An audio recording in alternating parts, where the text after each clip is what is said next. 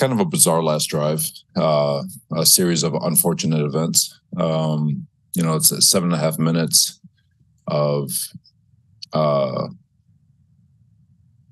calls that, or a 7.5 minute drive that was aided by non-calls.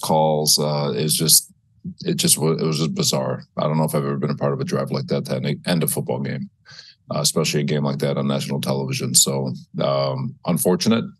I'm still trying to understand what we could have done better, and we're still trying to figure out what we need, how we can coach things better.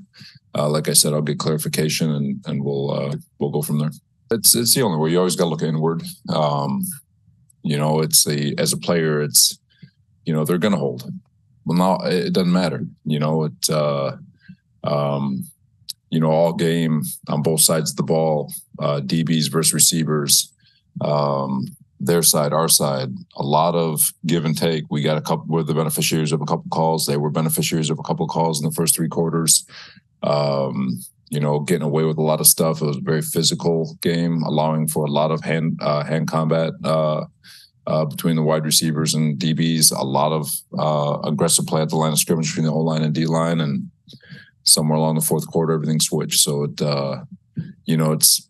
you always want to look inward from a player standpoint and make sure that you're doing everything you can to put yourself in position, knowing full well that you can't count on a call or anything. You got to win your one-on-ones. I take the press conference with a grain of salt, and I say it in regard to because I think it's even more real when you're with him in the locker room when the cameras aren't on, and the way he is in the building and the conversations he's having, and the